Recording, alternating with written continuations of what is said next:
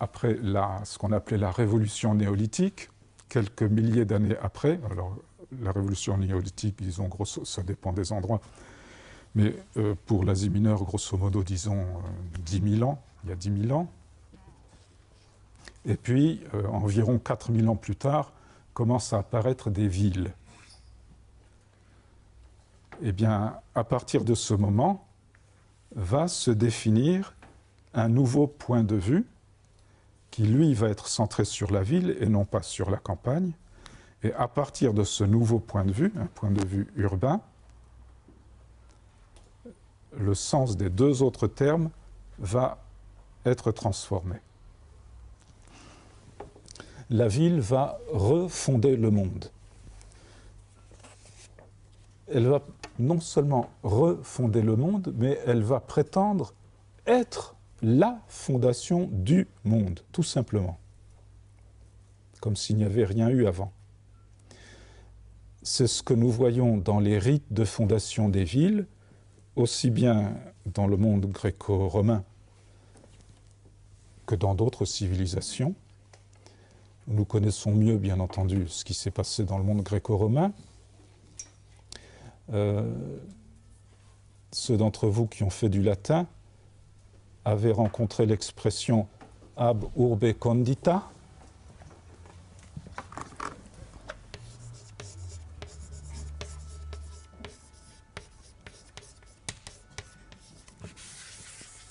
Ça veut dire depuis la fondation de la ville, enfin depuis la ville fondée, depuis la fondation de la ville. Et c'est comme ça qu'on compte les années. Donc, dans le cas le plus connu, c'est depuis la fondation de Rome, en 753. Donc l'histoire commence, elle est comptée, C-O-M-P-T-E, à partir de ce point zéro, comme la chrétienté a compté à partir de la naissance du Christ. Ça devient plus surprenant quand vous apprenez que, en réalité, chaque fondation de ville se posait au point de départ de sa propre histoire. Et davantage que sa propre histoire, mais tout simplement de l'histoire. Chaque fondation de ville. Et dans le monde romain courait l'idée que nous avons gardée, mais elle n'a jamais pu être prouvée historiquement, l'idée que les rites de fondation de ville venaient des Étrusques, que les Romains l'auraient appris des Étrusques.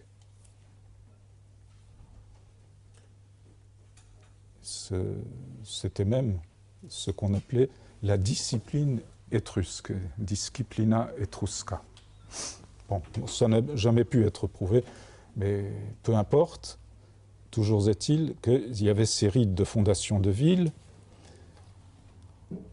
certaines villes réussissant mieux que d'autres, et bien entendu, c'est Rome qui a mieux réussi que toutes les autres, et elle a véritablement fondé un monde, le monde romain.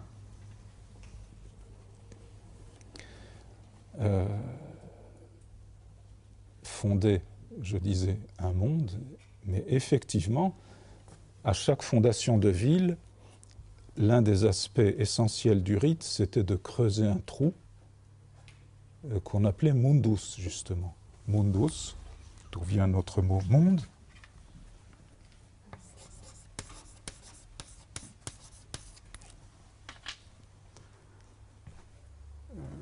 Mundus, à d'autres égards, est synonyme de cosmos. Mais dans cosmos, il n'y a pas cette idée du trou sacré que l'on creuse à la fondation de la ville. Ça, c'est spécifiquement romain, voire étrusque. Mais les autres sens du mot mundus sont les mêmes que de cosmos, c'est-à-dire l'idée d'un bon ordre. Faire le ménage dans la maison, c'est la rendre monde, alors que quand on ne le fait pas, ça devient immonde. Immonde, ça veut dire qui n'est pas monde. Il y a le sens de parure, comme dans Cosmos, plus spécialement de la parure féminine, mais pas seulement la parure féminine. Et puis, bien entendu, le sens de monde. Il y a toujours les trois sens. Donc, au moment où vous fondez la ville, vous creusez ce trou qui va devenir un axe cosmique, devient un axe à partir du moment où vous le mettez en relation avec le ciel, puisqu'il est creusé dans la terre, vous le mettez en relation avec le ciel, et vous faites descendre le ciel sur la terre. Les prêtres, avec un bâton sacré, découpent un quadrilatère dans le ciel et le font descendre sur la terre, comme ça. Ce mot, ce quadrilatère sacré qui descend sur la terre à partir du ciel, c'est le templum.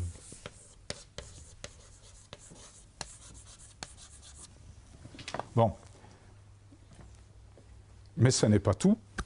Donc la ville va mettre en relation la terre et le ciel, ou le ciel et la terre.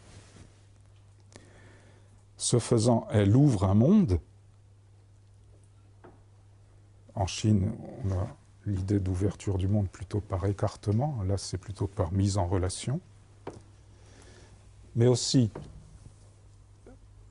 par rapport à l'espace terrestre, il va y avoir la définition de la ville par un trait symbolique que l'on va tracer à la charrue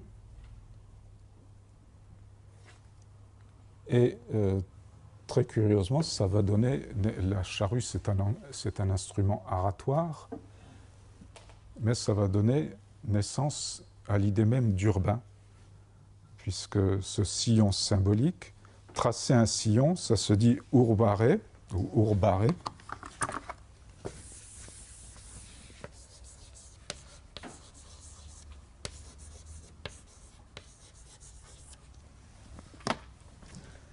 Vous reconnaissez évidemment la racine d'urbain. Rome, c'est urbs, c'est la ville entre toutes. C'est quand même curieux que l'idée d'urbain vienne de l'instrument aratoire par excellence, qu'est la charrue. Et c'est normal, puisque la ville est née à partir de l'espace où il n'y avait pas de ville, c'est-à-dire l'espace rural. Et ça devient une limite sacrée, tellement sacrée que, comme vous le savez, Romulus et Rémus, les deux frères, l'un des deux, pour se moquer de l'autre, saute par-dessus la limite sacrée, alors son frère le tue. Parce que désormais, c'est une limite sacrée. Et ce caractère sacré va être souligné plus tard par ce qu'on appelle le pomoerium,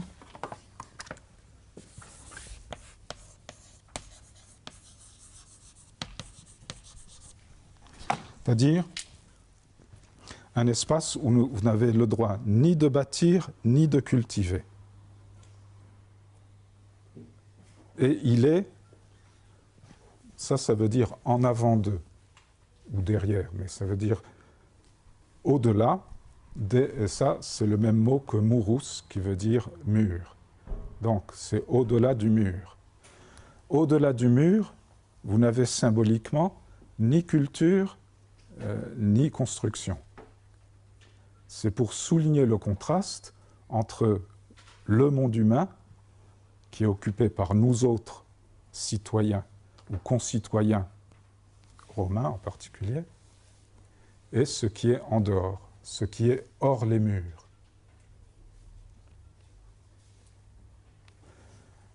Ça, c'est symbolique, le pomoerium, et c'est souligné en dur par le mur, par la muraille. La muraille qui va devenir non seulement le symbole de la ville pour des millénaires, mais même synonyme de ville. Si vous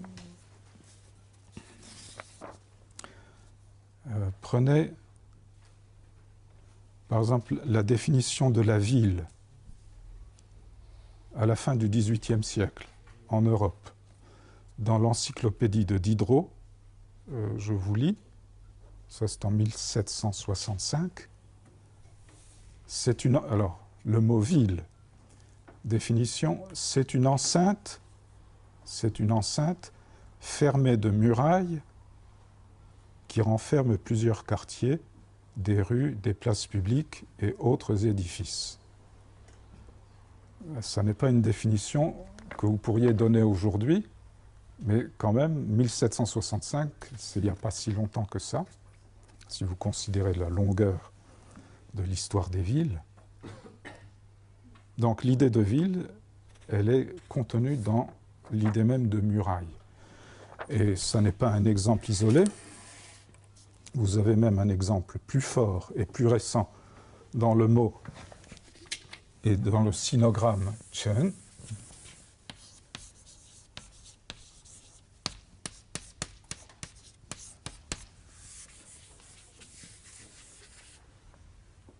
qui veut dire ou bien muraille ou bien ville. C'est les deux. C'est les deux. Et quand vous dites la grande Chen, c'est la grande muraille de Chine. Et Chen veut dire aussi ville.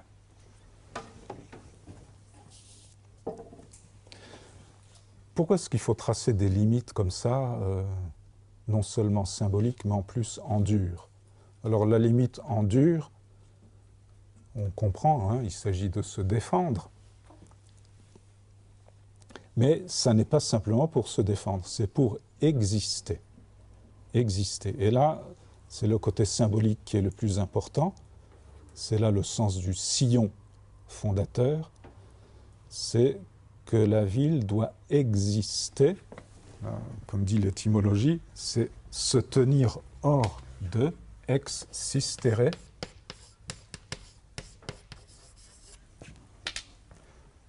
Exister hors de cet espace qui lui a préexisté, c'est-à-dire hors de l'espace rural. Existere, c'est évidemment une idée chargée de symboles.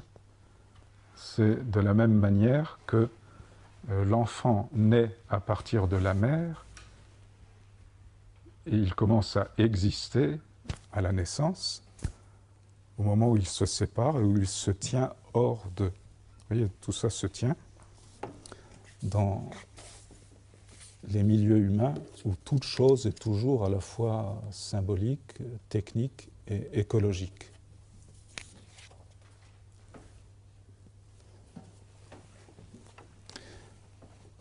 L'équivalent en Asie orientale du pomoerium que l'on vient de voir à propos de Rome, le pomoerium, donc symbole de l'existence de la ville à partir d'un espace plus ancien, primordial, primitif. L'équivalent en Chine, c'est ce qu'on appelait là-bas le Tia,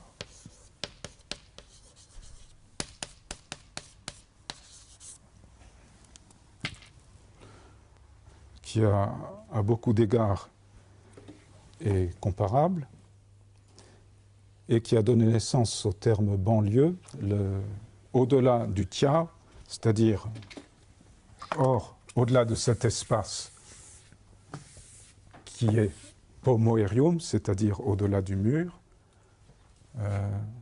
Tia Wai, Wai qui veut dire en dehors d'eux, ça veut dire banlieue. Le terme est d'ailleurs né au Japon plutôt qu'en Chine. À l'époque Meiji, ça c'est la prononciation japonaise. Kogai, ça veut dire la banlieue. Avec toutes sortes de rites qui y sont attachés et qui remontent très loin dans le passé, parce qu'à l'origine, Tiao, ça voulait dire, c'était des terrasses, comme un hôtel, A-U-T-E-L, où le souverain accomplissait des sacrifices au solstice d'hiver et au solstice d'été. Au solstice d'hiver, il allait accomplir le sacrifice hors de la muraille en l'honneur de la terre, et l'été en l'honneur du soleil au nord de la muraille. Alors, au sud, l'hiver, en l'honneur de la terre, et au nord, l'été, en l'honneur du soleil, ou du ciel plutôt, excusez-moi. Et un aspect essentiel de ce sacrifice, c'était d'allumer des grands feux. Allumer des grands feux.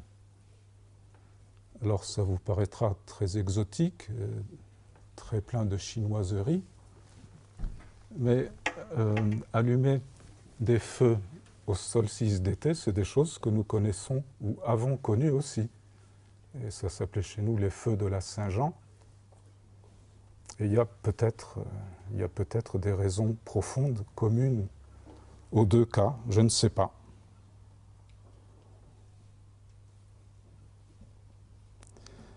On pourrait peut-être imaginer un rapport avec les essarteurs qui ont ouvert les premières clairières dans la forêt primitive, peut-être. En tout cas, c'est un sens cosmologique dans les deux cas. Parce que, pour nous, aujourd'hui, ça ne veut plus rien dire, ça n'a plus aucun sens. La plupart d'entre nous n'arrêtons pas d'entrer et de sortir de la ville, en voiture ou en train ou n'importe. Donc ce passage-là n'a plus aucun sens, mais jadis, ça avait un sens cosmique, un sens cosmologique. C'est pour ça, justement, que entrer ou sortir, passer les portes de la ville, ça signifiait quelque chose de quasi ontologique, un rapport avec notre être. Et c'est là que se définissait, voire se fondait la distinction entre nature et culture. Dans le cas de la Chine, c'est très clair, c'est hors les murs. C'est en dehors de la culture. La culture, c'est Wen, ça veut dire aussi l'écrit, la culture. L'écriture, vous le savez, est née avec les villes. À partir du moment où il a fallu comptabiliser, tenir des registres, etc., on a inventé l'écriture, et ce sont les villes qui l'ont inventée. Ça subsiste à l'autre bout de l'Eurasie dans ce terme. Ça, c'est la culture. Et c'est aussi l'écrit. Et c'est monopolisé par la ville. Pour des millénaires, sauf exception, c'est monopolisé par la ville. Monopoliser l'écrit, ça veut dire monopoliser l'histoire. Parce que l'histoire ne subsiste que dans la mesure où vous l'écrivez. Sinon, c'est pur mythe. L'histoire proprement dite, c'est l'écriture. C'est donc la ville qui la maîtrise et qui écrit l'histoire à sa guise. Et qu'est-ce qu'il y avait avant ?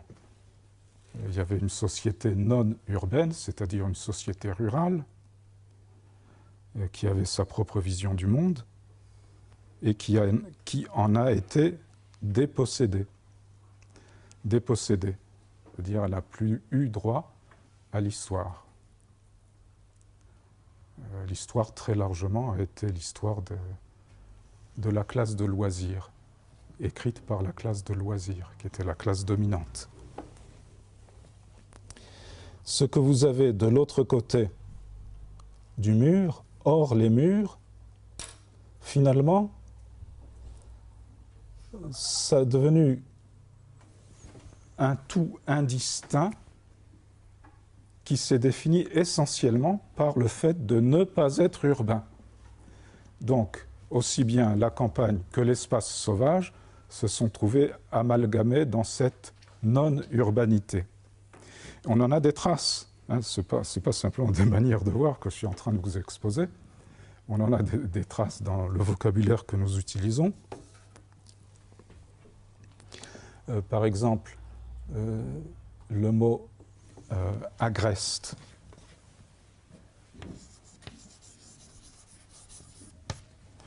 Vous reconnaissez bien entendu le radical agre, qui veut dire cultiver, qui a donné agriculture. C'est un radical indo-européen. Le mot agreste, en français jusqu'au XVIIIe siècle, a voulu dire à la fois champêtre et sauvage. Alors, l'acception sauvage a disparu au XVIIIe siècle, dans la langue française. Alors, en Corse, je ne sais pas, je vous pose la question. C'est resté, il y a les deux aspects. Parce qu'en castillan, il y a toujours les deux aspects. Agreste, il y a les deux sens. Ce qui mène quelquefois à de très jolis contresens. Je ne sais pas si je vous ai raconté, il y a un certain nombre d'années, je me suis mis, comme je devais donner des cours à Mexico, je me suis mis dans l'idée de les donner en espagnol. J'ai donc appris l'espagnol avec la méthode Assimil. Et dans la méthode Assimil, je crois que c'est dans le tome 2, il y a un endroit où on nous parle, ou tome 1, des diverses provinces de la péninsule ibérique. Et à propos des Asturies, on nous dit que c'est le más agreste, hein, c'est le plus agreste. Alors moi je dis, oula, ça doit être de jolies campagnes. Et non, ça veut dire le plus sauvage. Le plus sauvage. Vous avez la même chose en anglais avec agrestic. Agrestic, ça veut dire sauvage, rustre. Et ça n'est pas un phénomène limité aux langues indo-européennes. Vous avez exactement le même phénomène en chinois, où le sinogramme qui veut dire la campagne le plus couramment, c'est ye.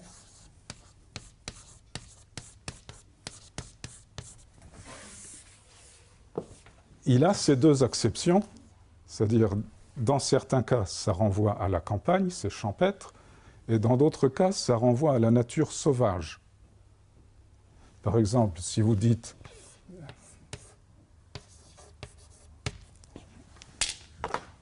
Yégen, ça veut dire le yéti. Le yéti, c'est l'abominable homme des neiges, etc. Et dans le composé Yehi, enfin en japonais plutôt Yase, vous avez ceci plus. Ça veut dire la naturalité. La nature Yehi. Yase, c'est la sauvagerie. La sauvagerie. Pourquoi? Pourquoi? Alors que, initialement, l'espace sauvage s'était défini dans son opposition, oui, l'espace sauvage s'était défini à partir de l'espace rural. C'est l'espace rural, rappelez-vous, qui a donné naissance à la notion même d'espace sauvage. Comment se fait-il que l'espace rural lui-même soit devenu sauvage? Tout simplement dans un rapport contrastif avec l'espace urbain qui, lui, s'arroge la fondation du monde. Donc c'est à partir de l'espace urbain que le reste va devenir pêle-mêle à la fois rural et sauvage.